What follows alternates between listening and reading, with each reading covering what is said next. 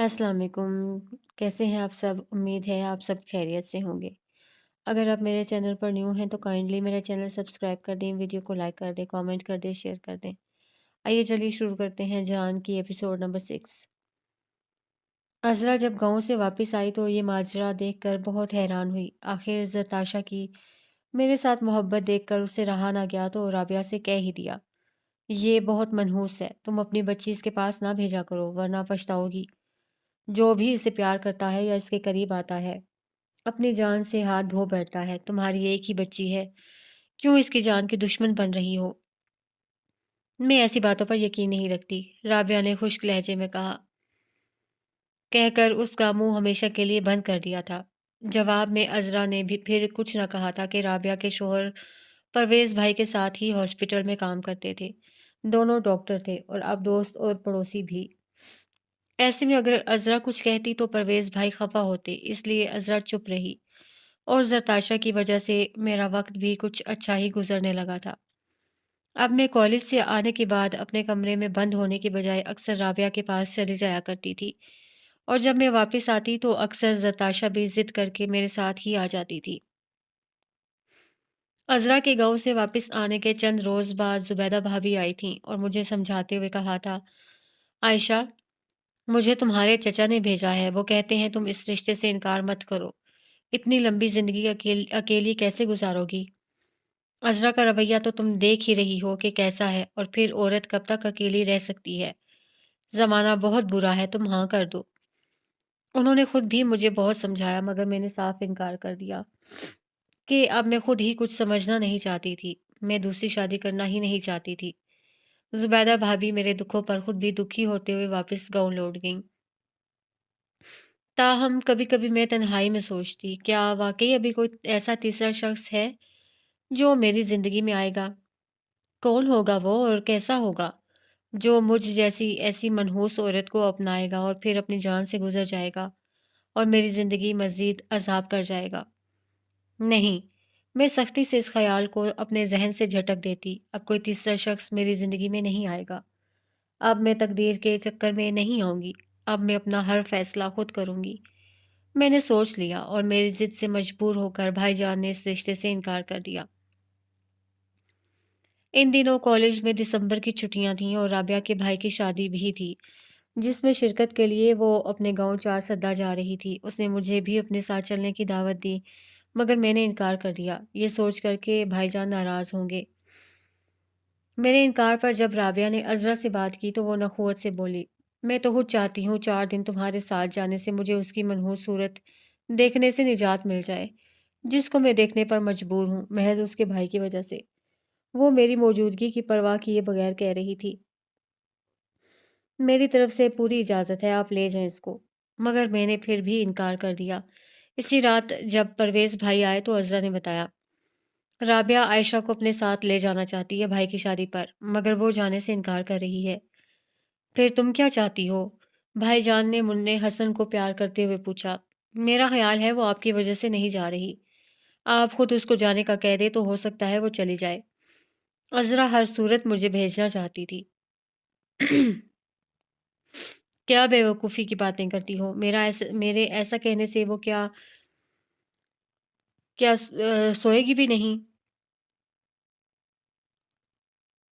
پرویز بھائی نے سخت لہجے میں کہا تو میں خوش ہو گئی، سب بدل گئے تھے لیکن بھائی نہیں بدلا تھا، اب بھی مجھ سے محبت کرتے تھے اور عذرا بھی مجھے ان کی عدم موجودگی میں ہی برا بھلا کہتی تھی۔ پرویز بھائی کے سامنے وہ چپ ہی رہا کرتی تھی اور پرویز بھائی کو یہ بھی پتہ نہ تھا کہ میں کھانا باہر سے لا کر کھاتی ہوں۔ اگر ان کو پتہ چلتا تو وہ عذرا کو گھر سے نکال دیتے، یہی وجہ ہے میں نے خود بھی ان کو کچھ نہ بتایا تھا، اور ان کو پتہ اس لیے نہ چلتا تھا کہ میں ان کے اٹھنے سے پہلے ہی تیار ہو کر کالج چلی جاتی تھی۔ دوپہر میں واپس آتی تو بھائی کھانا کھا کر پھر جا چکے ہوتے۔ رات وہ کلینک سے اتنے لیٹ آتے تھے کہ ان کو پتہ ہی نہ چلتا تھا کہ گھر میں کیا ہو رہا ہے۔ میں پھر ان دونوں کی باتیں سننے لگی۔ آپ ایک بار کہہ کر تو دیکھیں، عذرا کہہ رہی تھی۔ نہیں بھائی، میں عائشہ سے یہ بات نہیں کر سکتا، پرویز بھائی نے صاف جواب دیا۔ آپ کیوں کہیں گے؟ آپ کو اپنے گھر سے محبت ہو تو آپ کچھ کہیں، آپ تو چاہتے ہیں اس کا منحوس وجود ہر وقت اس گھر میں نحوست پھیلاتا رہے۔ لیکن اب عائشہ سے یہ بات آپ کو کہنا ہی ہوگی، ویسے بھی رابعہ اتنی محبت سے کہہ رہی ہے تو چلی جائے، 4 دن گھوم پھر آئے گی تو کون سی قیامت آ جائے گی؟ عذرا کہتی رہی مگر اب بھائی جان چپ تھے، جواب میں انہوں نے اب ایک لفظ بھی نہ کہا تھا، اور میں حیران سی ان کے رویے کے بارے میں سوچنے لگی۔ صبح میں ابھی نماز اور تلاوت سے فارغ ہو کر لیٹی ہی تھی کہ بھائی جان میرے کمرے میں آئے اور مجھ سے کہا، عائشہ اگر رابعہ اتنی محبت سے کہہ رہی ہے تو چلی جاؤ، اور پھر بہت عرصہ گزر گیا تمہیں گھر میں بند ہوئے، اب اگر موقع مل رہا ہے اور کالج بند ہونے کی وجہ سے وقت بھی تمہارے پاس ہے تو گھوم پھر آؤ، کیا خیال ہے تمہارا؟ جی بہتر بھائی جان، میں نے بغور ان کے چہرے کو دیکھتے ہوئے کہا تو وہ جلدی سے نظر چرا کر باہر نکل گئے، اور میں نے دکھ سے سوچا، گویا اب میرے بھائی کے بدلنے کا وقت بھی آ پہنچا۔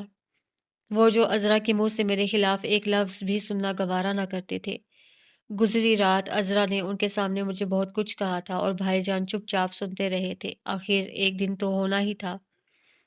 تقدیر کے اس نئے مذاق پر میں روئی نہیں، مسکرائی تھی، اور رابعہ کے ساتھ پشاور جانے کا فیصلہ کر لیا تھا۔ لاہور سے پشاور تک کے طویل اور تھکا دینے والے سفر کے بعد جب ہم پشاور کے ریلوے اسٹیشن پر اترے تو زرتاشا کا چچا گاڑی لیے ہمارا منتظر تھا۔ ہمیں دیکھتے ہی وہ شکوہ کرنے والے لہجے میں بولا، آج پھر آپ کی گاڑی بہت لیٹ آئی ہے، میں 4 گھنٹے سے یہاں موجود ہوں، پلیز آپ لوگ کنجوسی چھوڑ کر ہوائی جہاز کی سیر کر لیں تو کوئی حرج نہیں ہوگا۔ وہ بھائی سے گلے ملتے ہوئے کہہ رہا تھا، پھر بھابھی کو سلام کیا اور زرتاشا کو اٹھا کر پیار کرتے ہوئے وہ چلنے لگا تو رابعہ کے شوہر نے کہا، زرتاشا کو چھوڑ کر سامان اٹھا کر چلو، جلدی کرو، کام چوری کی عادت جاتی نہیں تمہاری، حالانکہ اتنے بڑے ہو گئے ہو۔ سوری۔ وہ زرتاشا کو رابعہ کے حوالے کر کے سامان اٹھانے کے لیے جھکا تو میں نے جلدی سے آگے بڑھ کر اپنا بیگ اٹھا لیا۔ سامان اٹھاتے اٹھاتے اس سے سر اٹھا کر مجھے حیرت سے دیکھا، پھر دیکھ کر بھابھی سے کہا، یہ آپ کے ساتھ ہیں مگر آپ نے تعارف نہیں کروایا۔ یہ زرتاشا کی آنٹی ہیں، عائشہ۔ رابعہ نے مسکرا کر مجھے دیکھا، پھر کہا، عائشہ یہ میرا دیور ہے، بہت شریر قسم کا۔ اوہ، میں نے صرف یہی کہنے پر اکتفا کیا، جبکہ رابعہ کے دیور نے باقاعدہ مجھے سلام کیا، پھر ہاتھ بڑھاتے ہوئے شوخی سے بولا، لائیے بیگ دیجیے، یقین کیجیے میں چور نہیں ہوں۔ اس کی بات پر رابعہ ہنس پڑی تو میں نے بھی مسکرا کر بیگ اس کے حوالے کر دیا اور پھر اسٹیشن سے باہر آئے، جہاں اس کی جیپ کھڑی تھی۔ رابعہ کا شوہر آگے بھائی کے ساتھ بیٹھ گئے اور میں نے پیچھے رابعہ کے ساتھ بیٹھتے ہوئے پوچھا، ابھی اور کتنا سفر باقی ہے رابعہ؟ لگتا ہے آپ بہت تھک گئی ہیں، رابعہ کے شوہر نے پلٹ کر دیکھتے ہوئے کہا، اصل میں نے پہلی بار اتنا لمبا سفر کیا ہے، شاید اس لیے میں نے اپنی تھکن کا اعتراف کیا تو ذاکر بھائی بولے، بس تھوڑا انتظار کریں۔ پھر وہ شاید میرا دھیان بٹانے کو کہنے کو بولے تھے، آپ اس علاقے کی طرف شاید پہلی بار آئی ہیں؟ جی بالکل پہلی بار، میں مسکرائی، جبھی تھک گئی ہیں، خیر باقی زیادہ سفر نہیں ہے۔ پھر وہ بتانے لگے، 4 سدہ پشاور سے تقریباً 20 کلومیٹر کے فاصلے پر ہے، اتنا ہی فاصلہ مردان سے ہے اور یہی فاصلہ نوشہرہ سے بھی ہے۔ آپ اگر سننے کے موڈ میں ہو تو میں آپ کو یہاں کے بارے میں بتاؤں؟ انہوں نے گویا اجازت طلب کی۔ ضرور بتائیے، میں نے مارے مروت کے کہا اور ذاکر بھائی بتانے لگے۔ 4 سدہ پشاور ڈویژن میں سب سے زیادہ زرخیز علاقہ ہے، یہاں کی مشہور پیداوار گندم، مکئی، گنا اور چقندر ہے۔ ان کے علاوہ یہاں تمباکو بھی کافی مقدار میں ہوتا ہے۔ گنے اور چقندر سے چینی بھی بنائی جاتی ہے۔ گنے سے گڑ بھی بنایا جاتا ہے جو پاکستان بھر میں نمبر 1 گڑ ہے۔ یہاں پر گڑ کی منڈیاں ہیں جہاں سے پورے پاکستان میں فروخت کے لیے گڑ بھیجا جاتا ہے، یعنی پاکستان کے تقریباً تمام شہروں میں یہ گڑ پہنچ جاتا ہے۔ گو کہ پنجاب بھی اس میدان میں اپنی ایک الگ ہی اہمیت رکھتا ہے، مگر یہاں کا گڑ واقعی بہت اچھا ہوتا ہے۔ آپ بور تو نہیں ہو رہی میری باتوں سے؟ وہ اچانک رک کر پوچھنے لگے تو رابعہ کے دیور نے کہا، اگر آپ کے گڑ سے ہو بھی رہی ہوں تو بتائیں گی تھوڑی، آخر مہمان بے زبان ہوتا ہے۔ اس کی بات سن کر میں نے مسکرا کر کہا، ایسی کوئی بات نہیں، مجھے تو اچھا لگ رہا ہے یہاں کے بارے میں جاننا، اس طرح بندے کی معلومات میں اضافہ ہوتا ہے، اور میں تو ویسے بھی استاد ہوں۔ جی ہاں جی ہاں، رابعہ کے دیور نے مسکراتے ہوئے کہا، مگر میں نے اس کو نظر انداز کرتے ہوئے کہا، ہاں تو آپ اپنی بات جاری رکھیں۔ اور ذاکر بھائی پھر شروع ہو گئے۔ چار سدہ پشاور کی تحصیل ہے، یہاں کے لوگ زیادہ تر کاشتکاری کرتے ہیں، یہاں کی زمین بھی کافی زرخیز ہے، ویسے یہاں باغات بھی خاصی تعداد میں ہیں، جس میں آلو بخارا، ناشپاتی، جاپانی پھل اور خوبانی خاص طور پر قابل ذکر ہیں۔ اس کے علاوہ ہر قسم کی سبزیاں بھی اگائی جاتی ہیں، اور ہاں سگریٹ والی تمباکو کے یہاں بہت بڑے بڑے ڈپو ہیں۔ وہ چپ ہو گئے۔ کچھ وقت یوں ہی گزرا تو میں شیشے سے باہر دیکھتے ہوئے پوچھا، مزید کچھ اور چار سدہ کے بارے میں یا پھر یہی تھا جو آپ نے بتا دیا؟ میری بات سن کر رابعہ کے دیور نے مسکرا کر بیک میرر میں مجھے دیکھ کر کہا، بھائی اب چار سدہ کی ہسٹری بھی بتا ہی دیجئے۔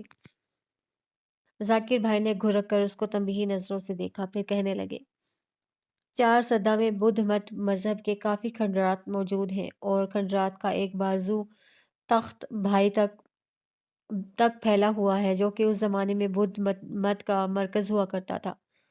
ان علاقوں میں محکمہ آثار قدیمہ نے کافی کھدائی کی ہے اور کافی معلومات حاصل ہوئی ہیں۔ اس کے علاوہ بہت ساری دوسری چیزیں بھی ملی ہیں، جن میں برتن، مورتیاں اور اس زمانے کی نہریں وغیرہ شامل ہیں۔ کھنڈرات تو اب بھی موجود ہوں گے؟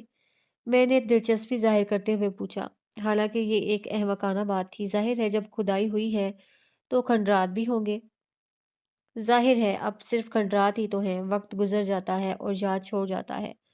ہاں تو میں کہہ رہا تھا کہ تعلیمی لحاظ سے چار سدہ پشاور سے دوسرے نمبر پر ہے۔ یہاں پر لڑکوں کے لیے ایک ڈگری کالج اور لڑکیوں کے لیے اسکول ہے۔ وہ چپ ہوئے تو رابعہ کے دیور نے پلٹ کر مجھے دیکھتے ہوئے شرارت بھرے لہجے میں کہا، اگر آپ واقعی بور نہیں ہو رہی تو میں آپ کو کچھ اور بتاؤں؟ ضرور، میں مسکرائی۔ چار سدہ کو پہلے ہشت نگر بھی کہتے تھے، بلکہ پرانے لوگ اب بھی کہتے ہیں۔ ہش فارسی زبان کا لفظ ہے، جس کے معنی 8 اور نگر کے معنی گاؤں کے ہیں۔ یہ 8 گاؤں پر مشتمل ہے، جن میں چار سدہ، پڑانگ، رجڑ، تمان زئی، ترنگ زئی، عمر زئی، شیر پاؤ اور اٹھ تنگی شامل ہیں۔ یہاں کا قبرستان کئی ایکڑ رقبے پر واقع ہے۔ یہاں پر ایک شوگر مل بھی ہے اور ایک کاغذ بنانے کا کارخانہ بھی۔ یہاں کے لوگ قومیت کے لحاظ سے محمد زئی ہیں اور افغان ہیں۔ یہاں پر صرف سنی عقیدے کے لوگ بستے ہیں اور کسی دوسرے مذہب کے لوگ یہاں پر نہیں رہتے۔ یہاں کے رہنے والے عقیدے کے پکے مسلمان ہیں۔ ویسے تو ہر مسلمان ہی عقیدے کا پکا ہوتا ہے، اور ہاں چار سدہ میں موٹا چاول بھی خاصی مقدار میں ہوتا ہے۔ اس کے لیے رجڑ گاؤں میں چاول صاف کرنے والی مشین بھی لگی ہوئی ہے۔ ویسے یہاں کے چپل اور کھدر بھی بہت مشہور ہے، آپ نے کبھی پہنا ہے؟ جی، بدقسمتی سے اتفاق نہیں ہو سکا، میں نے سنجیدگی سے جواب دیا۔ اور چار سدہ کی خاص بات یہ ہے کہ یہ سیاسی لحاظ سے بھی کافی مشہور ہے۔ انگریزوں کے زمانے سے ہی یہ سیاست کا مرکز رہا ہے۔ سیاست میں یہاں کے حاجی ترنگ زئی صاحب کافی شہرت رکھتے ہیں، اور انگریزی حکومت کے خلاف انہوں نے بہت لڑائیاں لڑی ہیں۔ یہ علاقہ ہمیشہ انگریزی حکومت کے خلاف رہا ہے، اور یہاں کے مسلمانوں نے انگریزوں کے خلاف قربانیاں دی ہیں اور انگریزوں کی بے رحمی کا شکار بھی ہوئے ہیں، مگر خدا کا شکر ہے کہ اس نے ان کی قربانیوں کو ضائع نہیں کیا، بلکہ ان قربانیوں کے صلے میں ہمیں ایک آزاد وطن عطا کیا ہے۔ وہ چپ ہوا، پھر کہا، اور یہاں کا پردہ بھی بہت مشہور ہے، دروازوں پر ڈالنے والا نہیں، عورتوں کا پردہ کرنا۔ یہاں کی عورتیں پردے کی بہت سخت پابند ہیں۔ مثال میری بھابھی کی صورت میں دیکھ لیں، آپ گاڑی میں بیٹھی ہیں مگر پھر بھی چہرہ چادر میں چھپا رکھا ہے۔ اس کی بات سن کر میں نے جلدی سے اپنے ننگے چہرے پر ہاتھ پھیرا۔ رابعہ کے دیور نے یہ منظر شیشے سے دیکھا، پھر آہستہ سے کہا، گو کہ آپ یہاں کی رہنے والی نہیں ہیں، مگر میرے خیال میں پردہ ہر عورت کو کرنا چاہیے، کہ اس کا حکم مذہب نے بھی دیا ہے، اور اس میں پھر کچھ برائی بھی نہیں، بلکہ یہ تو بہت ساری برائیوں سے انسان کو بچائے رکھتا ہے۔ ارے چپ کرنا، رابعہ اور ذاکر بھائی نے ایک ساتھ کہا۔ سوری بھائی، وہ ان کے غصے سے بھرا چہرہ دیکھ کر بولا، پھر کہنے لگا، ہاں تو ابھی میری بات پوری نہیں ہوئی۔ اچھا سنیے، یہاں پر دنیا کی ہر چیز ملتی ہے، لوگ محنتی اور جفاکش ہیں، سارا دن کھیتوں اور دکانوں پر کام کرتے ہیں، اور رات کو ڈیرے پر محفلیں لگتی ہیں، جہاں مختلف موضوعات پر باتیں ہوتی ہیں۔ کھیل تماشے بھی کبھی کبھار ہو جاتے ہیں، اور اکثر خوشحال خان خٹک کی شاعری سنی اور سنائی جاتی ہے۔ اس کی بات سن کر مجھے یاد آیا کہ ایسی محفلیں ہمارے گاؤں میں بھی ہوتی تھیں۔ جن میں زیادہ تر ہیر وارث شاہ پڑھی جاتی تھی یا پھر بابا بھلے شاہ، اور باہر کا کلام گایا جاتا تھا۔ مجھے باہو کا کلام بہت اچھا لگتا تھا اور میں خود بھی وہاں بیٹھ کر سنا کرتی تھی۔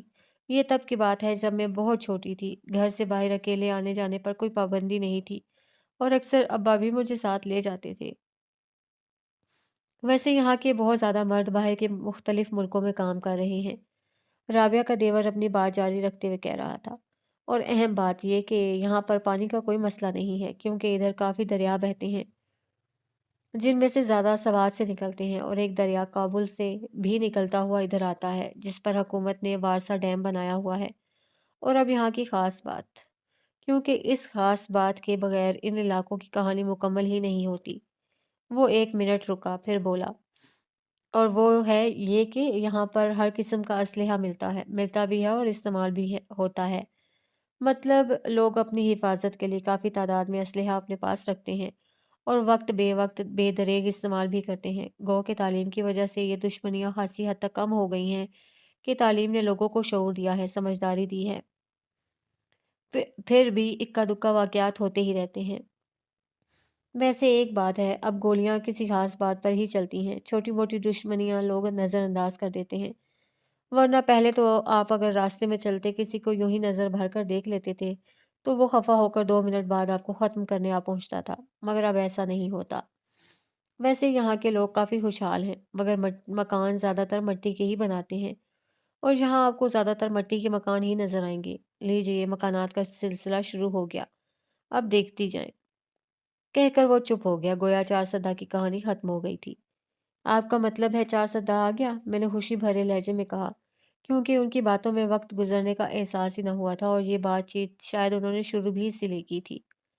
جی، شیشے سے باہر دیکھیے، ہم 4 سدہ میں داخل ہو رہے ہیں۔ ارے ہاں، میں نے آپ کو یہاں کے موسموں کے بارے میں تو بتایا ہی نہیں۔ یہاں گرمیوں میں سخت گرمی اور سردیوں میں سخت سردی ہوتی ہے۔ کہتے ہوئے اس نے پلٹ کر ایک نظر مجھے دیکھا، مگر میں تو کھڑکی سے باہر دیکھ رہی تھی۔ ویسے بھی یہی موسم پنجاب میں بھی ہوتے تھے، میرا جی چاہا کہہ دوں، مگر میں چپ رہی۔ کچے مکان میں نے کوئی پہلی بار نہ دیکھے تھے، ہمارے اپنے گاؤں میں بھی زیادہ تر کچے مکان تھے، اور گاؤں شاید سارے ایک جیسے ہی ہوتے ہیں، جیسے سب شہر ایک سے ہوتے ہیں۔ اچانک جیپ ایک کچے مکان کے سامنے روکتے ہوئے رابعہ کے دیور نے کہا، لیجیے، ہمارا غریب خانہ آ گیا۔ تو رابعہ نے کہا، زرتاشا میری گود میں سو گئی ہے، پہلے اسے لو، اور وہ جلدی سے باہر نکل کر آیا اور زرتاشا کو گود میں لے لیا۔ میں رابعہ کا ہاتھ پکڑ کر نیچے اتر آئی۔ اس وقت جب وہ زرتاشا کو اٹھائے گھر میں داخل ہو رہا تھا، ساتھ والے گھر سے 2 3 لڑکے نکل آئے تو اس نے انہیں آواز دیتے ہوئے کہا، جیپ میں سے سامان نکال کر اندر پہنچا دو، اور وہ گھر میں داخل ہو گیا۔ اس کے پیچھے میں اور رابعہ بھی گھر میں داخل ہو گئیں۔ رابعہ نے بتایا تھا وہ 5 بہنیں اور 6 بھائی ہیں۔ اس کے باپ نے 2 شادیاں کی تھیں اور یہ اولاد دونوں بیویوں سے تھی۔ رابعہ کا باپ تو اب فوت ہو چکا تھا، مگر مائیں دونوں زندہ تھیں اور سب بچوں کے ساتھ ایک ہی گھر میں رہتی تھیں۔ رابعہ سے چھوٹی 2 بہنوں کی شادی ابھی ہونے والی تھی، جبکہ 2 بھائیوں کی ہو چکی تھی اور تیسرے کی اب ہو رہی تھی، جبکہ باقی 3 میں سے 2 ابھی پڑھ رہے تھے۔ ایک زمینوں پر 3 دوسرے بڑے بھائیوں کے ساتھ ہوتا تھا۔ رابعہ کا دیور ہمیں سیدھا رابعہ کے گھر لایا تھا۔ ہم گھر میں داخل ہوئے، رابعہ کی دونوں مائیں، دونوں بہنیں اور بھابیاں ہمارے استقبال کے لیے موجود تھیں۔ انہوں نے رابعہ کے ساتھ ساتھ مجھے بھی گلے لگا کر خوب پیار کیا اور بتایا، رابعہ آپ کا بہت ذکر کرتی ہے، جس کو سن کر ہم سب بھی آپ سے ملنا چاہتے تھے۔ اچھا ہوا کہ آپ کو رابعہ آپ کی بات ساتھ لے آئی۔ اور میں مسکرا دی۔ ذاکر بھائی سامان کے ساتھ اندر آئے اور کہا، بھائی ہماری خاص مہمان کو کوئی خاص کمرہ دے دیجئے، یہ بہت تھک گئی ہیں، تھوڑا آرام کر لیں۔ بغیر کچھ کھائے پیے آرام کریں گی آپ؟ رابعہ نے مجھے دیکھتے ہوئے پوچھا۔ کھانا راستے میں کھایا تو تھا، اب صرف چائے یا کافی مل جائے تو۔ میں نے صحن میں بچھی ہوئی چارپائیوں میں سے ایک پر بیٹھتے ہوئے کہا، اور رابعہ کی بھابیاں چائے بنانے چلی گئیں، جبکہ خود رابعہ اماں سے باتیں کرنے لگی تھی، اور ذاکر بھائی باہر مردانے میں چلے گئے تھے جہاں انہوں نے میرا سامان رکھا تھا۔ یہ پکا کمرہ تھا اور کمرے میں صرف 3 4 چارپائیاں ہی بچھی ہوئی تھیں۔ میں بستر پر لیٹ گئی اور پھر پتہ بھی نہ چلا کب آنکھ لگ گئی، مگر میں زیادہ دیر اطمینان سے سو نہ سکی کیونکہ باہر سے مسلسل بولنے اور ہنسنے کی آوازیں آ رہی تھیں، جن کی تعداد میں آہستہ آہستہ اضافہ ہو رہا تھا۔ थकन की वजह से मैं लेटते ही सो गई थी, मगर इन आवाज़ों ने मुझे कच्ची नींद से जगा दिया था, जिसकी वजह से मैं अभी एकदम सर भारी हो रहा था। शायद कुछ तवील सफ़र की थकन का भी असर था। हालाँकि एक ज़माना वो था कि मेरे सरहाने कोई ढोल भी बजाता था तो मेरी आँख ना खुलती थी, जबकि अब मेरे ऊपर से किसी का साया भी गुज़रता था तो आँख खुल जाती थी। और अब तो खूब ज़ोर-शोर से बातें हो रही थी। सारी बातचीत चूँकि पश्तो में हो रही थी, इसलिए मेरी समझ में नहीं आ रही थी। मगर हँसने से लगता था सब बहुत खुश हैं, और ज़ाहिर है शादी वाले घर खुशी ही होती है। सारे लोगों का मुकद्दर मेरे जैसा तो नहीं होता, और खुदा ना करे जो किसी का मुकद्दर मेरे जैसा हो। मैं जागने के बावजूद बाहर आ गई कि सर में दर्द होने लगा था, और जब ये सर दर्द हद से बढ़ा तो मैं उठ बैठी, ये सोचकर बाहर चल कर 1-2 कप चाय के पीती हूँ, हो सकता है फिर कुछ सुकून मिले, बल्कि साथ डिस्प्रिन की 1-2 गोलियाँ मिल जाएँ तो और भी अच्छा है। मैं उठकर बाहर आई तो सारा सहन औरतों और बच्चों से भरा हुआ था। हालाँकि मेहंदी की रस्म तो कल थी। सभी बातों में मसरूफ़ थी। मैं वहीं कमरे के दरवाज़े में खड़ी होकर घर को देखने लगी। बड़े सहन में दीवारों के साथ क्यारियाँ बनाकर फूलों वाले पौधे लगाए गए थे, जबकि 2-3 बड़े दरख्त भी सहन के वसत में लगे हुए थे। एक दीवार के साथ खुला बावर्ची खाना था, जहाँ एक औरत जिसकी उम्र 40 साल के करीब होगी, आटे की 2 भरी हुई परातें सामने रखे तनूर में रोटियां लगा रही थी, और कुछ ही फासले पर मिट्टी के बड़े चूल्हे पर सालन पक रहा था। अचानक उन सब ने मेरी मौजूदगी महसूस कर ली। मुड़कर देखा और मुझ पर नजर पड़ते ही वो सब यूं चुप होकर मुझे देखने लगी, जैसे सोते में कोई भूत देख लिया हो। जबकि खुद मैं उन सब से बेपरवाह तनूर वाली को देख रही थी, जो खुद ही पेड़े बनाकर रोटियां लगा रही थी। हालांकि आंगन में और भी बहुत सी औरतें थी, लेकिन वो शायद नौकर थी। हमारे गांव में जब कभी ऐसा होता था, यानी मेहमानों की आमद पर अगर ज़्यादा रोटियां लगानी पड़ती थी, तो 2-3 औरतें मिलकर जल्दी से काम निपटा लेती थीं। एक पेड़े बनाती तो दूसरी रोटियां लगाती जाती, और तीसरी दस्तरखान पकड़कर तनूर के पास खड़ी हो जाती और जल्दी पकी हुई रोटियां उतारती जाती, मगर ये बेचारी अकेली ही थी। अचानक वो रोटियां लगाती औरत भी पलट कर देखने आई। ये हरकत शायद उसने अचानक छा जाने वाली खामोशी की वजह से की थी, और मुझ पर नज़र पड़ते ही वो यूं मुस्कुरा दी जैसे मुझसे गहरी शनासाई हो। जबकि मैं आहिस्ता आहिस्ता चलती हुई राबिया के पास आ गई, उस औरत की मुस्कुराहट का जवाब दिए बगैर कि दर्द की वजह से मेरा मूड ऑफ हो रहा था। आप सोई नहीं? राबिया ने मुझे देखते ही पूछा, और अपने पास बैठने को जगह दी, जबकि बाकी सब औरतें और लड़कियां अब भी मुझे हैरत से देख रही थी। मेहंदी तो शायद कल है, मगर मेहमान आज ही आ गए, मैंने बैठते हुए पूछा। ये मेहमान नहीं, अपने ही गांव की औरतें हैं, मुझसे मिलने आई हैं। फिर ढोलक भी तो बजेगी, राबिया ने मुझे बताया। फिर पश्तो में उनसे कुछ कहने लगी।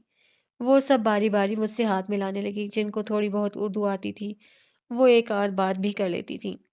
ताहम एक बात जो मुश्तरक थी, वो ये कि सब मुझे बहुत इज्जत और एहतराम से देख रही थी, और छोटी बड़ी सब मुझे बाजी कहकर मुखातिब कर रही थी। मैं उन सब की मोहब्बत का जवाब मोहब्बत से दे रही थी। मिलने मिलाने का ये सिलसिला ख़त्म हुआ तो मैंने राबिया से चाय का कहा, और उसको कहने के बजाय फ़ौरन खुद उठकर चली गई, तो मैं उसकी अम्मी से बातों में मसरूफ़ हो गई। उसकी अम्मी को थोड़ी बहुत उर्दू आती थी, जबकि दूसरी माँ को पश्तो के सिवा कोई ज़ुबान नहीं आती थी। इतने में राबिया चाय लेकर आ गई। मैंने 2 कप तेज़ चाय के पिए, मगर सर का दर्द ना गया। सारी रात सर दर्द होने के बावजूद मैं उनके रत जगे में शामिल रही कि अपना दर्द सिर्फ़ अपनी ज़ात तक महदूद रखने का तरीका मैं जान चुकी थी। वो भी महज़ अपनी ज़ात के सुख के लिए। हमें दूसरे लोगों की खुशियाँ बर्बाद करने का कोई हक़ नहीं। घर के अंदर लड़कियाँ और घर से बाहर लड़के अपने रिवायती अंदाज़ में नाचते गाते रहे, और इस हंगामे में अचानक ही गोलियाँ चलने की आवाज़ें आने लगीं, तो मैं एकदम घबरा कर खड़ी हो गई। एकदम मुझे अयाज़ याद आ गया था। क्या यहाँ भी वही हंगामा? मैंने खौफ़ज़दा होते हुए सोचा। नहीं, नहीं, खुदा ना करे। मेरा रंग एकदम ज़र्द हो गया, और मैंने पास खड़ी राबिया से पूछा, क्या हुआ राबिया? ये फायरिंग की आवाज़ कैसी? अरे डरिए मत, राबिया ने मेरे खौफज़दा चेहरे को एक नज़र देखते हुए हंसकर कहा, ये लड़के खुशी में फायरिंग कर रहे हैं। ओह! मैं समझी खुदा ना खास्ता। मैंने सुकून की एक लंबी सांस ली कि उस एक ही लम्हे में मेरे दिल पर क़यामत गुज़र गई थी। तब राबिया ने मुझे बताया यहाँ शादी पर फायरिंग भी एक रस्म है और मैं सिर्फ हूँ कहकर रह गई। फिर राबिया से इजाज़त लेकर अपने कमरे में सोने के लिए चली आई। हालांकि अब तो सुबह करीब ही थी, ताहम मैं नहीं बाकी सब भी इधर उधर सोने के लिए जगह देख रहे थे। मैं अभी आकर लेटी ही थी कि राबिया आ गई और बोली, बाहर कहीं जगह नहीं, आप कहें तो मैं भी थोड़ी देर के लिए आपके साथ, मेरा मतलब है आपके कमरे में लेट जाऊं। वो अपने ही घर में आराम करने के लिए मुझसे इजाज़त तलब कर रही थी। इसमें पूछने की क्या बात है, मैंने कहा, और राबिया भी मेरे साथ वाले चारपाई पर लेट गई। दोबारा आंख उस वक्त खुली जब राबिया उठी थी, मगर उसके उठने के बावजूद मैं लेटी रही। फिर जब काफ़ी देर बाद उठकर बाहर आई तो घर में अफरा तफरी का समा था। मेहमानों की आमद शुरू हो चुकी थी। सहन में चारपाइयाँ बिछा दी गई थीं, जहाँ आने वाली औरतें बैठी थीं या बैठ रही थीं। राबिया की भाभियाँ और बहनें भी तैयार हो चुकी थीं और मेहमानों का इस्तकबाल कर रही थीं। एक-एक औरत से वो गले भी मिल रही थीं, जबकि राबिया अभी वैसे ही घूम रही थी। मुझे देखा तो जल्दी से कहा, अरे आप तो हमारी ख़ास मेहमान हैं, आप तो तैयार हो जाएं। आपसे तो सभी मिलना चाहेंगे और आप अभी तक तैयार ही नहीं हुई। आप खुद भी तो तैयार नहीं हुई। और ज़रताशा कहाँ है? मैंने पूछा। वो अपनी खालाओं के पास है। जब यहाँ आती हूँ तो वही ज़रताशा को संभालती हैं। मैं तो आराम से बैठी रहती हूँ। यही 4 दिन तो होते हैं मेरे आराम करने के। उफ़्फ़ो! ये रुकैया अभी तक नहीं आई। वो बातें करते करते बुड़बुड़ाई। रुकैया कौन है? मैंने पूछना ज़रूरी समझा। है एक, अरे लो वो आ गई। राबिया ने कहा तो मैंने देखा, वही औरत थी जो उस रात तनूर पर अकेली रोटियां लगा रही थी। ये मुलाजमा है आपकी? मैंने पूछा। नहीं तो, राबिया ने जल्दी से कहा। आपसे किसने कहा कि ये नौकर है? उस रात रात को ये उस दिन रात को ये अकेली तंदूर पर रोटियां लगा रही थी और मेरा ख्याल है बहुत सारे दूसरे काम भी उन्होंने किए थे। बर्तन भी साफ किए थे और आपकी भाभी के साथ मिलकर सफाई भी की थी, इसलिए। मेरी बात सुनकर राबिया ने दुख भरे लहजे में कहा, आयशा ये मेरी फूफो की बेटी हैं। शोहर की वफात के बाद भाई के घर घर पर रहती हैं, हमारे साथ ही तो इनका घर है। बाकी अगर आप काम की बात करती हैं तो चूंकि फारिग ही होती हैं इसलिए। वैसे भी हमारे यहाँ इस किस्म की तकरीब में सारी अपनी औरतें ही काम करती हैं और रुकैया तो काम करने की कुछ कुछ ज़्यादा ही शौकीन है। ये तो खैर हमारा घर है, ये जहाँ भी जाती है काम खुद तलाश कर लेती है या फिर काम इसको तलाश कर लेता है। वो हंसने लगी। कोई बच्चा नहीं है? मैंने अपने दुख के हवाले से पूछा कि बेवा तो मैं भी थी और बेवा की अहमियत क्या होती है इस बात से मैं अच्छी तरह आगाह थी। एक बेटा है लेकिन वो तो माशाल्लाह बड़ा है। तब तक रुकैया हमारे करीब पहुंच चुकी थी। मुझे देखते ही उसे सलाम किया और साफ उर्दू में कहा, कल आपसे ना मिल सकी, असल में भाभी वापस आ गई थी और वो मीना की तबीयत भी ठीक नहीं थी, इसलिए आपसे ना मिल सकी। ठीक तो हैं आप? जी बिल्कुल ठीक हूँ, मैंने अपनायत से कहा तो राबिया बोली, चलिए अब तो मिल लिया ना तुमने। मगर वो राबिया को नज़रअंदाज करते हुए मुझसे मुखातिब थी। आपसे मिलने का मुझे बहुत शौक था, राबिया की ज़ुबानी आपके बारे में सुन रखा था, तो मिलने का बड़ा इश्तियाक था। वो कह रही थी और मैं सोच रही थी, मुझसे मिलने का शौक भला कैसा? शायद दर्द मुश्तरक था हमारा। वो भी बेवा थी और मैं भी बेवा थी। फ़र्क था तो सिर्फ ये कि मेरा बेटा मर गया था जबकि उसका बेटा ज़िंदा था और वो बहुत खुशकिस्मत थी कि जो बेटे जैसी नेमत उसके पास थी। ज़िंदगी में इस तरह के सहारे बहुत बड़ा आसरा होते हैं। राबिया मुझे तैयार होने का कहकर उठ गई। मुझे तैयारी क्या करना थी, चंद सादा सूट साथ लाई थी। उनमें से एक पहन लिया, फिर बाल बनाकर बाहर निकली तो रुकैया बरामदे में एक छोटी सी बच्ची को लिए खड़ी थी, जिसकी उम्र बमुश्किल 1 साल होगी। मुझे देखते ही मुस्कुराई और कहा, आपने तो बहुत सादा कपड़े पहने हैं, शादी पर ऐसे कपड़े तो नहीं पहनते। जिंदगी जिंदा लोगों की तरह गुजारनी चाहिए। और आपने तो ये भी नहीं पहने, मेरा मतलब है सादा। मैंने भी मुस्कुरा कर कहा। मैं वो असल में भाभी तैयार हो रही थी इसलिए उसको लेकर इधर आ गई। अभी वो यहाँ आएंगी तो मैं बच्ची उनको देकर खुद तैयार होने चली जाऊंगी। लीजिए वो देखिए मेरे भाई। और उसकी बात पूरी होने से पहले ही मैंने देखा वो 33 बरस का नौजवान था और उसके साथ 45 की एक मोटी औरत थी। ये साथ आपकी अम्मी हैं? मैंने उसके भाई को देखते हुए पूछा। अरे नहीं, वो हंसकर बोली, मेरी अम्मी तो फोत हो चुकी हैं बहुत पहले ही, ये तो मेरी भाभी हैं। भाभी? मैंने हैरानी से दोहराया, तुम्हारा मतलब है तुम्हारे भाई की बीवी है ये? میرا ایک ہی بھائی ہے باجی۔ پھر اس نے مسکراتے ہوئے کہا، بھابھی کچھ بڑی ہیں نا؟ کچھ زیادہ ہی بڑی ہیں۔ میرے لہجے میں طنز شامل ہو گیا، حالانکہ یہ بات غلط تھی، اور رقیہ مجھے بتانے لگی، اصل میں یہ میرے ابا کے دوست کی بیٹی ہے۔ پہلے پڑھائی میں پڑھی رہی کہ پڑھنے کا بہت شوق تھا، تب ماں باپ نے بھی کچھ نہ کہا، اور جب عمر زیادہ ہو گئی تو رشتے نہ ملے۔ ابا کے دوست نے ابا سے بات کی اور ابا نے فوراً ہاں کر دی۔ ہمارے یہاں دوست کی بات نہیں ٹالتے، اور اصل بات تو یہ ہے کہ مرد اور عورت عمر نہیں دیکھی جاتی۔ مرد 50 سال کا ہو کر بھی 15 سال کی لڑکی سے شادی کر سکتا ہے، تو کبھی لڑکی بڑی ہو تو پھر کیا ہوا؟ اور تمہارے بھائی مان گئے؟ میں نے حیرت سے اس ڈیسنٹ نوجوان کو دیکھتے ہوئے کہا، جو رابعہ کی امی سے بات کر کے باہر جا رہا تھا، جبکہ رقیہ بھابھی رابعہ کا حال احوال پوچھ رہی تھی اور رقیہ بتا رہی تھی۔ جب رشتے کی بات ہوئی تب بھائی ملک سے باہر تھے، شادی سے 2 دن پہلے وہ آئے تھے، اس لیے ان کو کچھ بھی پتہ نہ چلا۔ انہوں نے پہلی بار بھابھی کو شادی کی رات دیکھتے ہی اٹھ کر باہر آ گئے اور مہمانوں کی پرواہ کیے بغیر ابا پر چیختے ہوئے کہا، یہ کیا ظلم کیا ہے آپ نے میرے ساتھ؟ کچھ تو خیال کیا ہوتا، اس کی اور میری عمر کا فرق تو دیکھا ہوتا۔ تب ابا نے پیار سے سمجھایا، بیٹے عمر سے کیا ہوتا ہے، وہ میرے دوست کی بیٹی ہے۔ جب اس نے بات کی تو میں انکار نہ کر سکا، اب تم بھی میری عزت رکھو گے۔ مگر بھائی اسی وقت گھر چھوڑ کر چلے گئے، انہوں نے نہ ابا کی عزت کی پرواہ کی اور نہ ہی مہمانوں کی۔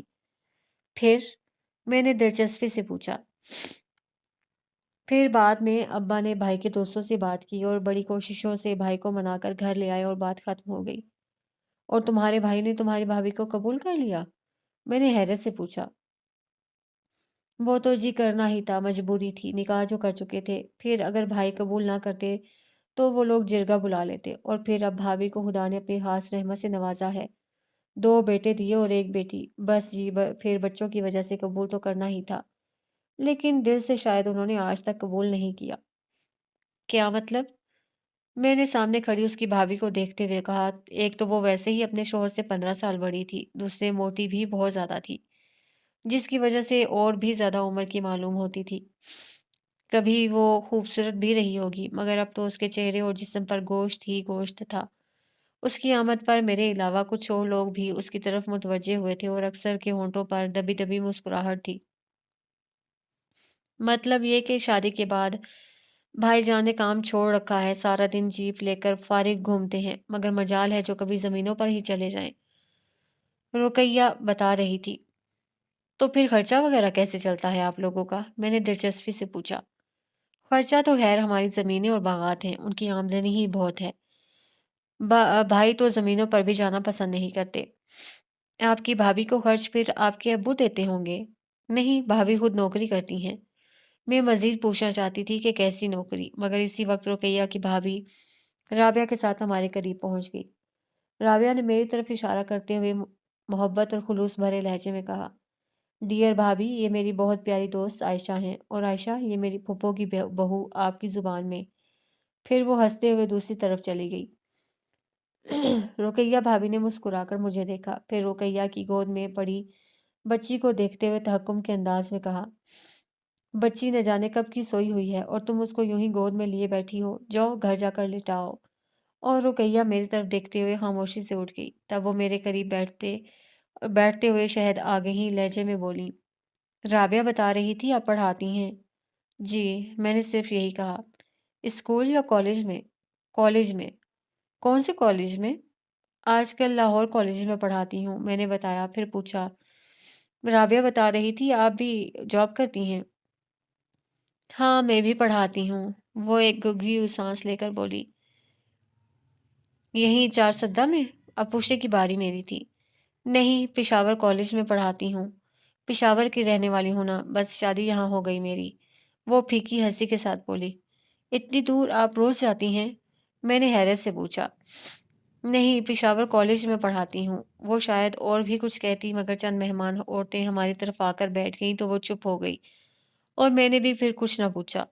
رقیہ مہندی کا ہنگامہ شروع ہونے تک پھر مجھے نظر نہیں آئی تھی، لیکن جب نظر آئی تو پھر اکیلی نہ تھی۔ اب اس کی گود میں 2-3 سال کا لڑکا تھا، اور اب وہ میری طرف نہیں آئی تھی، بلکہ کچھ دوسری عورتوں کے ساتھ کھڑی باتیں کر رہی تھی۔ تاہم اس کی نظر جب بھی مجھ پر پڑتی وہ مسکرا دیتی اور پھر باتوں میں مصروف ہو جاتی۔ وہ کیا باتیں کر رہی تھی یہ معلوم نہ ہو سکا کہ وہ اب پشتو میں باتیں کر رہی تھی، بلکہ وہاں سبھی پشتو بول رہے تھے، بچے، عورتیں اور لڑکیاں۔ وہ سب اپنے روایتی لباس، لمبا گھیردار فراک اور تنگ پائچے کی شلواریں پہنے بہت اچھی لگ رہی تھیں۔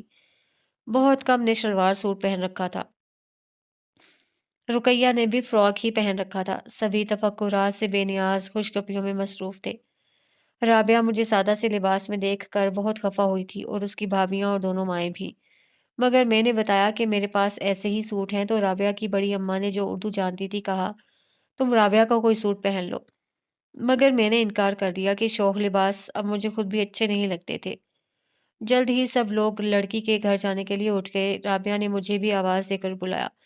جب میں اور رابعہ باہر آئے تو سب لوگ گاڑیوں میں بیٹھ رہے تھے، جبکہ رابعہ کا دیور ایک گاڑی سے ٹیک لگائے ذاکر بھائی سے باتوں میں مصروف تھا۔ وہ کل کے بعد مجھے آج نظر آیا تھا، باتیں کرنے کے ساتھ ساتھ شاید وہ ہماری طرف دھیان بھی رکھے ہوئے تھا، کیونکہ مجھے دیکھتے ہی وہ مسکرا دیا۔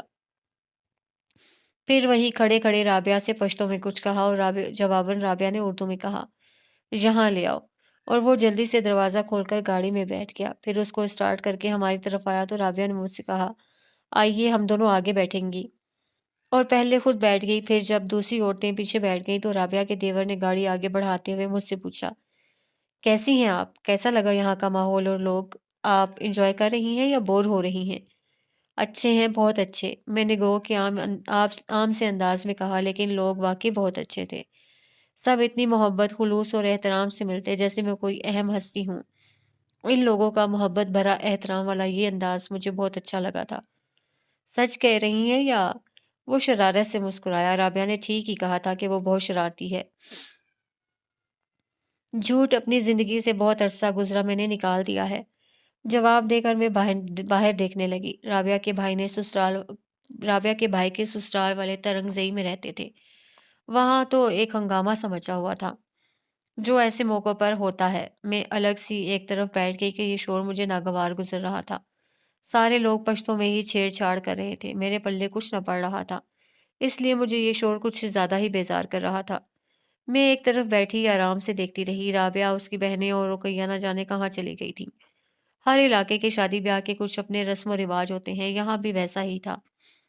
جب لڑکی کے ہاتھ پر مہندی رکھی گئی تو اس نے جلدی سے وہ مہندی رابعہ اور اس کی بہنوں اور ماؤں کے کپڑوں پر مل دی تھی۔ میں نے حیران ہو کر یہ منظر دیکھا اور مسکرا دی۔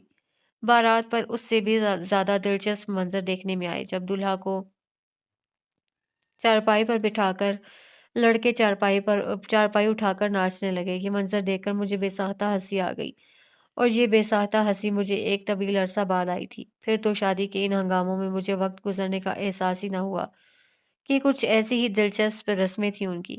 مجھے ہنستا مسکراتا دیکھ کر رابعہ خوش تھی اور کہتی اسی لیے آپ کو ساتھ لائی تھی کہ ماحول بدلنے سے موڈ بھی بدلتا ہے۔ ہاں، موڈ بدلتا ہے لیکن دل کا موسم نہیں۔ میں نے صرف دل میں سوچا تھا، منہ سے کچھ نہ کہا تھا۔ تاہم یہ 2 دن واقعی میں نے بہت خوشی خوشی گزارے تھے۔ ولیمے سے اگلے دن جب رابعہ کی بہنیں اور بھابیاں اور محلے کی چند اور لڑکیاں گھر کی صفائی وغیرہ میں مصروف تھیں، تب میں نے رابعہ کی امی سے کہا آنٹی مجھے بھی کوئی کام بتا دیجیے، وہ سب مصروف ہیں اور میں بیکار بیٹھی ہوں۔ بڑا عجیب سا لگتا ہے مجھے یوں بیٹھنا۔ نہ بیٹی نہ، آپ تو مہمان ہو، آپ سے کام کیسے لے سکتے ہیں؟ آپ بیٹھو، آرام کرو۔ ان کی بات سن کر میں اپنے کمرے میں آ گئی۔ جب صفائی وغیرہ ہو گئی تو میں پھر باہر آ گئی۔ سامنے ہی برآمدے میں رقیہ بچی کو گود میں لیے بیٹھی تھی۔ مجھے دیکھ کر مسکرائی تو میں نے کہا آپ تو نظر ہی نہیں آئی رقیہ آپا، حالانکہ آج آپ کے کرنے کے لیے یہاں بہت زیادہ کام تھا۔ کام سے میں کب ڈرتی ہوں؟ آج اگر آ نہیں سکی تو صرف بچوں کی وجہ سے۔ بھاوج آج دونوں دوسرے بچے بھی گھر پر ہی چھوڑ گئی تھیں، اس لیے میں ان کا ہاتھ بٹانے نہ آ سکی۔ رقیہ نے بچی کو پیار کرتے ہوئے کہا کیوں؟ کیا پہلے بچوں کو ساتھ لے کر کالج جاتی تھیں؟ میں نے حیرت سے پوچھا۔ نہیں جی، وہاں پشاور میں ان کے باپ کا گھر ہے، 1-2 ملازمائیں بھی ہیں، وہی بچے سنبھالتی تھیں۔ لیکن رات بھائی سے کسی بات پر ناراض ہو کر بچوں کو بھی چھوڑ گئیں، اس لیے میں ادھر نہ آ سکی۔ اچھا، تو لڑ کر گئی ہے، واپس نہیں آئے گی اب وہ؟ آئے گی تو ضرور، کہ یہ جھگڑے تو اب روز ہوتے ہیں۔ کیوں؟ اب جب 3 بچے بھی ہو چکے ہیں تو جھگڑا کیا؟ वैसे तो हमारे यहाँ मर्द दूसरी शादी बगैर इजाज़त के ही कर लेते हैं, मगर भाभी क्योंकि पढ़ी लिखी हैं, इसलिए इजाज़त की ज़रूरत पड़ गई। जो भावज नहीं देती नहीं हैं, वो कहती हैं कि अगर दूसरी शादी करना थी तो मुझे पहले रोज़ ही आज़ाद कर देते। अब ये नामुमकिन है। जबकि भाई कहते हैं अभी तो शराफ़त से इजाज़त माँग रहा हूँ, अगर तुमने ज़िद ना छोड़ी तो मैं एक के बजाय 2 शादियाँ और करूँगा। इसीलिए तो कहते हैं औलाद से पूछकर शादी करनी चाहिए। मैंने फ़ौरन कहा, वो ठीक है पर भाई कुछ गलत तो नहीं कहते। 4 शादियों की इजाज़त उनको मज़हब भी देता है। और फिर भाभी अच्छी तरह जानती थीं कि उनका होने वाला शौहर उनसे 15 साल छोटा है। तब वो खुद इनकार कर देतीं। पढ़ी लिखी थीं, हमारी तरह जाहिल तो नहीं थीं। आपने पढ़ा नहीं, हालाँकि आपकी उर्दू बहुत अच्छी है। बस थोड़ा बहुत पढ़ा है, बाकी उर्दू तो भाभी की वजह से अच्छी हो गई है। भाभी उर्दू की मिस है ना, पेशावर कॉलेज में उर्दू पढ़ाती हैं और घर में भी ज़्यादा उर्दू ही बोलती हैं। लेकिन आपने पढ़ा क्यों नहीं? पढ़ती कैसे, 8 साल की थी जब माँ मर गई। एक ही भाई था, उससे मुझसे बहुत साल छोटा था, उसको सँभालती रही। फिर ज़रा बड़ी हुई तो अपनी शादी हो गई। पढ़ती कैसे? अब यही देखिए, मेरे शौहर की पहले से ही एक बीवी मौजूद थी, मगर मुझसे भी मेरे बाप ने रिश्ता दे दिया कि मर्द तो मर्द है। जब मज़हब उनको इजाज़त देता है, तो हम औरतें रोकने वाली कौन होती हैं? ये तो ज़्यादती है कि आप खुद ही 4 की बात करें। आपने खुद ही जब ये समझ लिया है कि मर्द 4 शादियाँ कर सकता है, तो फिर मर्द को क्या ज़रूरत पड़ी है आपके बारे में सोचने की? है तो सही, पर बाजी यहाँ समझता कौन है? और फिर कोई दूसरी शादी को बुरा भी तो नहीं समझता। मेरे शौहर बहुत दौलतमंद थे। पहली बीवी ज़रा बीमार हुई तो झट मेरे लिए रिश्ता भेज दिया और मेरे बाप ने फ़ौरन मंज़ूर कर लिया। हालाँकि वो उम्र में मुझसे 30 साल बड़ा था। एक बीवी भी पहले से थी। दरअसल यहाँ तीसरी शादी आम सी बात है। तुम्हारे साथ उसका सलूक अच्छा था क्योंकि तुम दूसरी बीवी थी ना? मैंने पूछा कि अमूमन मर्द दूसरी बीवी के ज़्यादा नखरे उठाते हैं। क्या पहली क्या दूसरी, उनका सलूक तो सबके साथ एक सा ही होता है। मेरे साथ जो सलूक था वही दूसरी के साथ था, बस वो ज़रा बीमार थी। बच्चे भी थे उसके? या मुझे उसकी कहानी से दिलचस्पी पैदा हो गई थी, इसलिए मैंने पूछा। हाँ जी, बस एक बेटा था। मेरी शादी के थोड़ा अरसा बाद ही वो मर गया था। तब मुझे बहुत दुःख हुआ था। दुःख? तुम्हें तो खुश होना चाहिए था कि तुम्हारा रास्ता साफ हुआ, अब तुम अकेली मालिक थीं। मैंने कहा तो रुकैया कानों को हाथ लगाते हुए बोली, ना जी, मुझे तो दुःख हुआ था कि उस बड़े सारे घर में एक वही तो थी, मेरी दुःख दर्द की साथी, क्योंकि मुझे तो खुदा ने अभी तक औलाद भी नहीं दी थी। जबकि उसका बेटा पेशावर में पढ़ता था। फिर शादी के कोई 8-10 साल बाद खुदा ने मुझे भी बेटा दे दिया, लेकिन अभी वो 12 साल का था कि उसका बाप मर गया और उसके पहले बेटे ने जो जो अब बड़ा हो चुका था, फ़ौरन वापस आकर सारी जायदाद पर कब्ज़ा कर लिया और हमें घर से निकाल दिया। तुम्हें कुछ नहीं मिला? दिया भी कुछ नहीं उसके बेटे ने? मैंने पूछा। और रुकैया बोली, नहीं जी, कहता है एक पैसा नहीं दूँगा। हालाँकि हमारे यहाँ रिवाज है कि शादी के वक़्त लड़के को अपने हिस्से की ज़मीन जायदाद अपनी बीवी के नाम करनी होती है। मेरे शौहर ने भी आधी जायदाद निकाहनामे में मेरे नाम की थी, पर कोई बात मानता ही नहीं। रुकैया ने दुखी लहजे में कहा, तुम अदालत में जाकर अपना हिस्सा वसूल कर सकती हो, ये तो कोई ख़ास बात नहीं। मैंने मशवरा दिया, हमारे यहाँ की औरतें अदालतों में नहीं जाती, जिरगा बुलाकर फैसला कर लिए जाते हैं। अदालतों में तो आप शहरों के लोग जाते हो। रुकैया ने अपनी मजबूरी बताई। तो तुम भी जिरगा बुला लो, आखिर जायदाद पर तुम्हारा भी हक है। मैं नहीं बुला सकती, ना कोई मेरा वारिस ना वाली, ऐसा करे तो कौन करे। बाप चंद माह पहले मर गया है और भाई कहता है मुझे तुम्हारी वजह से दुश्मनियां नहीं पालनी। असल में पहले तो छोटी बात पर लोग एक दूसरे को जान से मार दिया करते थे। अब तालीम की वजह से समझदार हो गए हैं, इसलिए इन छोटी छोटी बातों पर अब बहस नहीं होती। और फिर किसी के लिए कौन दुश्मनी लेता है। खैर, मैं ये सब भूल चुकी हूँ। मगर वो चुप होकर आंसू साफ करने लगी तो मैंने पूछा, मगर क्या? बाजी, दुख वालों के दुख कभी खत्म नहीं होते। एक बार दुख मिल जाए, दुख सारी जिंदगी बंदे को घेरे रखते हैं, बाहर नहीं निकलते। वो कह रही थी और मैं सोच रही थी। कितना सच बोल रही थी वो। ये दुख आने का रास्ता तो देख लेते हैं, मगर जाने का रास्ता भूल जाते हैं। मैं खुद भी तो पहले बहुत खुश थी, दुख से ना आशना, लेकिन जब मौत के हवाले से जो पहला दुख देखा मुझे मिला तो वो गया नहीं, बल्कि वक्फे वक्फे वक्फे वक्फे से दुख मिलते रहे। کبھی ختم نہ ہونے کے لیے، اور اب تو موت کے بغیر ان سارے دکھوں سے نجات ناممکن تھی۔ میں سوچ رہی تھی اور رقیہ اپنی سنا رہی تھی۔ اب مجھے ہی دیکھیں، بہت چھوٹی تھی جب ماں مر گئی، پھر شادی ہوئی تو وہاں جہاں مرد پہلے ہی ایک بیوی کے ناز نخرے اٹھا چکا تھا، میں تو محض خانہ پوری اور ضرورت کے تحت لائی گئی تھی۔ اور پہلے تو خدا نے اولاد ہی نہ دی، اور جب اولاد دی تو شوہر چھین لیا۔ شوہر کے بعد سوتیلے بیٹے نے ہر چیز پر قبضہ کر لیا اور مجھے بھائی کے گھر نوکر بنا دیا۔ بھابھی کے تینوں بچوں کو میں سنبھالتی ہوں، سارے گھر کی دیکھ بھال کرتی ہوں، مگر پھر بھی وہ بھائی کی بے رخی کا سارا غصہ مجھ پر نکالتی ہے۔ وہ بہت پڑھی لکھی ہیں، مگر جب بولنے پر آتی ہیں تو صرف عورت بن جاتی ہیں، اور بڑی ہونے کے باوجود میری یہ جرت نہیں ہوتی کہ جواب ہی دے سکوں۔ دوں بھی کیسے، کس کے بل پر اور مان پر؟ خیر، ان سب دکھوں کو میں پھر بھی بھول جاتی ہوں۔ اگر اگر یہ امید ہوتی کہ آج نہیں تو آنے والے کل میرے حالات سنور جائیں گے، لیکن مجھے تو کچھ بھی امید نہیں، شاید قسمت میں سکھ ہے ہی نہیں، وہ دکھی لہجے میں کہہ رہی تھی۔ ایسا نہیں کہتے آپا، آپ کا تو بیٹا بھی ہے، ایک دن آپ سب بھی خوشیاں دیکھیں گی۔ کیسے دیکھوں گی خوشیاں؟ ارے باجی، بیٹا ہے میرا، ہاں ایک ہی بیٹا ہے، اس نے بھی میری جان عذاب میں ڈال رکھی ہے، اس کی وجہ سے تو میں اور بھی دکھی ہوں۔ اگر وہ اچھا ہوتا تو رونا کس بات کا تھا؟ کیوں، کیا کرتا ہے وہ؟ کچھ نہیں کرتا، پہلے پڑھتا تھا، اب تو پڑھائی بھی چھوڑ دی ہے اس نے، سارا دن پتہ نہیں کہاں رہتا ہے، آوارہ پھرتا ہے اپنے جیسے دوستوں کے ساتھ۔ مجھے امید نہیں کبھی میں بھی خوشی دیکھوں گی۔ یہ لڑکا نہ ہوتا تو شاید میں اپنے حالات پر صبر کر لیتی، لیکن اب تو اور بھی مشکل ہے۔ کون سی کلاس میں تھا تمہارا بیٹا؟ میں نے پوچھا۔ 8ویں میں تھا جب اچانک اسکول چھوڑ کر آوارہ پھرنے لگا۔ بہت سمجھایا میں نے، مگر وہ کچھ سمجھتا ہی نہیں، اپنی منمانی کرتا ہے۔ اب دیکھے نا، میری سوکن بیمار رہتی تھی، کبھی بیٹے پر پوری توجہ نہ دی، مگر پھر بھی اس کا بیٹا پڑھ لکھ گیا۔ میں تو خود بھی بہت توجہ دیتی ہوں، خود پڑھی لکھی نہیں ہوں، مگر بھابھی سے کہتی تھی اس کو گھر پر بھی ذرا پڑھا دیا کرے، مگر اس لڑکے کو نہ جانے کیا ہو گیا ہے۔ وہ رونے لگی۔ رونے سے مسائل حل نہیں ہوتے، صحت برباد ہوتی ہے آپا، میں نے محبت سے اس دکھی عورت کے کاندھے پر ہاتھ رکھتے ہوئے کہا۔ میں کہاں روتی ہوں، فرصت ہی کہاں ملتی ہے مجھے رونے کی، اور پھر کسی سے کچھ کہتی بھی کب ہوں؟ یہ تو آج بس آپ کو پتہ نہیں کیوں بتا دیا، شاید اس لیے کہ آپ بھی میری جیسی قسمت لے کر پیدا ہوئی ہیں۔ رابعہ نے آپ کے بارے میں جب سے بتایا تھا، تب سے مجھے آپ سے ملنے کا بہت شوق تھا، وہ بڑی محبت سے کہہ رہی تھی۔ اگر یہ بات تھی تو آپ لاہور آ جائیں۔ اب کہ میں نے مسکرا کر محبت سے کہا۔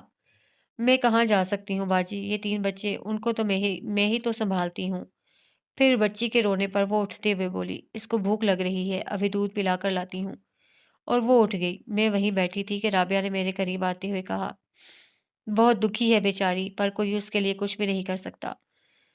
ہم تو چلو غیر ہیں، مگر اس کا بیٹا بہت ذہین تھا، اچھا بھلا پڑھتا تھا، پتہ نہیں اچانک کیا کیا ہوا، پڑھائی چھوڑ چھاڑ کر آوارہ پھرنے لگا ہے۔ ہاں، یہاں ہر ایک کوئی نہ کوئی دکھ اٹھائے پھر رہا ہے، میں نے اپنے دکھوں کا سوچ کر کہا۔ رابعہ، اچانک ذاکر بھائی ادھر چلے آئے۔ فارغ ہو یا؟ بالکل فارغ ہوں، رابعہ نے کہا۔ میرا خیال تھا آج عائشہ کو کھنڈرات وغیرہ کی سیر کروائی جائے، اگر یہ جانا پسند کریں تو۔ اچانک پیچھے سے رابعہ کے دیور نے آتے ہوئے کہا، پھر مجھے سلام کیا اور حال پوچھا۔ ٹھیک ہوں، آپ کا جہاں جی چاہے لے جائیں، مجھے کوئی اعتراض نہیں، یعنی کہیں بھی لے جائیں۔ وہ مسکرایا تو ذاکر بھائی نے گھور کر اسے دیکھا اور وہ سنجیدہ ہو گیا۔ وہ اصل میں اس دن آپ نے کھنڈرات کا قصہ ذرا دلچسپی سے سنا تھا، اس لیے سوچا سیر کا پروگرام وہاں سے ہی شروع کیا جائے، کیا خیال ہے؟ وہ پوچھ رہا تھا، جبکہ رابعہ ذاکر بھائی کو ایک طرف لے جا کر نہ جانے کیا بات کر رہی تھی، شاید رقیہ اور شاداب کی۔ میں نے کہا، جیسے آپ کی مرضی، میں تو مہمان ہوں، لیکن ہم تو آپ کو مہمان نہیں سمجھتے، ہم تو خیر۔ وہ نہ جانے کیا کہتے چپ ہو گیا۔ مہربانی ہے آپ کی، میں نے صرف یہی کہنے پر اکتفا کیا کہ وہ زیادہ ہی بے تکلف ہو رہا تھا۔ حالانکہ رابعہ کے بھی تو بھائی تھے، سب مجھے باجی کہہ کر مخاطب کرتے تھے، مگر وہ صرف آپ کہنے پر اکتفا کرتا تھا، وجہ نہ جانے کیا تھی۔ کھنڈرات ویسے ہی تھے جیسے ہوتے ہیں، ٹوٹی ہوئی گلیاں، مکانات، بازار، دیواریں، جہاں کبھی انسان بستے تھے، وہاں اب گھاس پھوس اور ویرانی۔ میری اپنی زندگی میں بھی تو ان کھنڈرات کی مانند تھی، سب کچھ ختم ہو گیا تھا، بس میں سوچ رہی تھی۔ آپ تو دیکھنے کے بجائے سوچ میں پڑ گئیں، رابعہ کے دیور نے کہا تو میں چونک پڑی، پھر کھنڈرات دیکھتے ہوئے کہا، ان کھنڈرات کو دیکھ کر عبرت حاصل ہوتی ہے، کبھی یہ گھر، یہ جگہ خوشحال رہی ہوگی، ان میں ہنستے مسکراتے لوگ بستے ہوں گے، لیکن اب یہ محض تماشا ہے۔ نہ جانے کتنی صدیاں ابھی اس کو اسی حالت میں رہنا ہے۔ اپنی اپنی سوچ ہے، میرے خیال میں تو یہ قابل فخر ہیں۔ یہ ہمیں اس حالت میں ملتے ہیں، یعنی ملے تھے، اور اب ہماری توجہ سے ان کی یہ بچی ہوئی نشانیاں آخر تک موجود رہیں گی۔ بات صرف توجہ کی ہے، ہر پرانی چیز کو نئی لک دے کر سنوارا جا سکتا ہے۔ پھر آپ کا کیا کیا خیال ہے؟ وہ براہ راست میری آنکھوں میں دیکھتے ہوئے پوچھ رہا تھا۔ میں اس کا اشارہ سمجھ کر بھی انجان بن گئی کہ اب ان باتوں میں کوئی دلچسپی نہیں تھی، مگر رابعہ کا یہ دیور مجھ میں زیادہ ہی دلچسپی لے رہا تھا، اور مجھے یہ سب بہت ناگوار گزر رہا تھا۔ بھابھی کل نہیں آئی، لگتا ہے کوئی لمبا پروگرام بن گیا ہے، کیونکہ دونوں بچوں کو ان کا نوکر آ کر لے گیا تھا۔ اور بچی کو کیوں نہیں؟ میں نے پوچھا۔ بچی چھوٹی ہے، میرے بغیر رہتی ہی نہیں، ماں کا دودھ تک نہیں پیا۔ پیدا ہوتے ہی میں نے جو سنبھالنا شروع کیا تو اب تک سنبھال رہی ہوں۔ وہ مجھے ہی ماں سمجھتی ہے، رقیہ ہنس کر بتا رہی تھی، پھر ایک دم چونکتے ہوئے بولی، ارے وہ دیکھے میرا بیٹا آیا ہے۔ باتیں کرتے کرتے وہ خوشی سے کھل پڑی تو میں نے سامنے دیکھا ایک دراز قد لڑکا جس کی عمر 16 سال کے قریب تھی، سیدھا ہماری طرف آ رہا تھا۔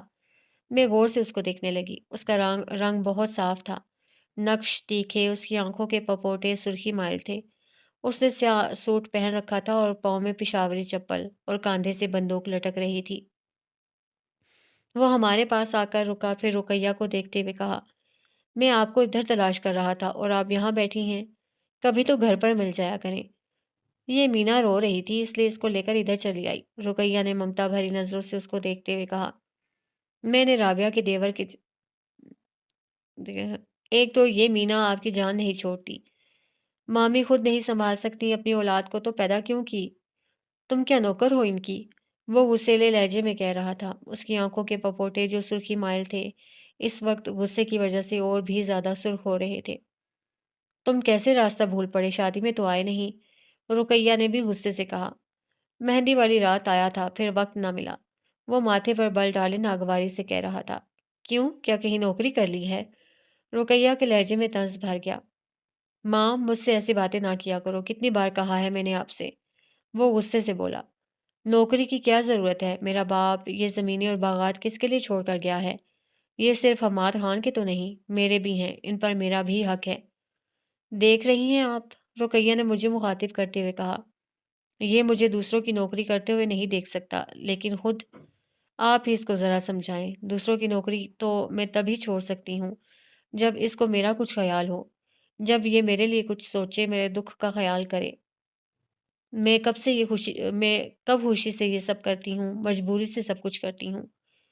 میں نے دکھ سے سوچا، میں بیٹے کے مر جانے سے دکھی ہوں اور یہ زندہ بیٹا پا کر بھی دکھی ہے۔ پھر میں نے اس کے بیٹے کو دیکھا، کچھ سوچا اور پوچھا، کیا نام ہے تمہارا؟ وہ مجھے جواب دینے کی بجائے ماں کی طرف دیکھنے لگا تو رقیہ نے تعارف کرواتے ہوئے کہا، یہ باجی عائشہ ہیں، لاہور سے آئی ہیں رابعہ کے ساتھ۔ جواب میں اس نے لاپرواہی سے کندھے اچکائے تو میں نے پھر پوچھا، تم نے بتایا نہیں کیا نام ہے تمہارا؟ اے شاداب۔ شاداب بہت پیارا نام ہے، میں نے تعریف کی۔ شاداب نے ایک نظر مجھے دیکھا، پھر ماں کو دیکھنے لگا تو میں نے کہا، بیٹھو شاداب۔ میں نے اپنے سامنے پڑے موڑھے کی طرف اشارہ کیا۔ اصل میں جب سے میں درس و تدریس کے شعبے سے مکمل طور پر وابستہ ہوئی تھی، تب سے میں نے مختلف تعلیمی اداروں میں پڑھایا تھا، جس کی وجہ سے میں بچوں کی نفسیات سے بہت حد تک آگاہ تھی۔ میں جانتی تھی بچوں کو کس طرح سمجھانا چاہیے۔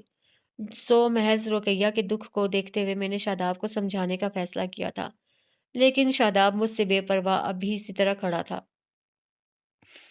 ارے تم ابھی تک کھڑے ہو، بیٹھو نا۔ میں نے اس کا ہاتھ پکڑ کر بٹھا دیا تو وہ حیران حیران سا مجھے دیکھنے لگا، پھر ایک جھٹکے سے اپنا ہاتھ چھڑا لیا۔ جب باجی کہہ رہی ہیں تو بیٹھ جاؤ، رقیہ نے گھور کر کہا۔ جواب میں شاداب نے کچھ نہ کہا، تاہم وہ بیٹھ گیا تھا، لیکن اس کے چہرے پر بیزاری تھی۔ بندوق اب بھی اس کے کندھے سے لٹک رہی تھی اور وہ بس زمین کو گھور رہا تھا۔ کیا کرتے ہو تم شاداب؟ میں نے بے تکلفی سے بات شروع کی۔ کچھ نہیں، اس نے اکھڑ لہجے میں جواب دیا۔ پڑھتے نہیں ہو؟ میں نے یہ جاننے کے باوجود کہ وہ اسکول چھوڑ چکا ہے پوچھا۔ نہیں، شاداب نے کرخت لہجے میں کہا۔ کیوں نہیں پڑھتے؟ میں نے بات جاری رکھتے ہوئے پوچھا۔ دل نہیں چاہتا، शादाब ने लापरवाही से कहा। वो हर बात का जवाब सख्त लहजे में दे रहा था। पढ़ता था पहले, फिर अचानक पता नहीं क्या हुआ कि स्कूल छोड़ दिया। रुकैया ने एक बार फिर बताना ज़रूरी समझा था। क्यों शादाब, पढ़ना क्यों छोड़ दिया? मैंने उसकी लापरवाही को नज़रअंदाज करते हुए पूछा। इसलिए कि पढ़ाई में क्या रखा है? वो बदतमीज़ी से ज़ोर से ज़मीन पर पाँव मारते हुए बोला। वो दानिस्ता मुझे देखने से एतराज़ कर रहा था। पढ़ाई बहुत अच्छी चीज़ है, मैंने समझाने की कोशिश की, बिल्कुल उस्ताद के अंदाज में, मगर उस पर शायद कोई चीज़ असर ही ना करती थी। होगी। उसने फिर लापरवाही से शाने उचकाए। तुम्हें स्कूल नहीं छोड़ना चाहिए था शादाब, कम से कम मैट्रिक तो कर लेते। मैंने फिर कहा। क्यों? उसने माथे पर पड़ी शिकनों में इजाफा करते हुए कहा। इसलिए कि पढ़ाई अच्छी चीज़ है। मेरी समझ में ना आया अब और क्या कहूँ इस बदतमीज़ से।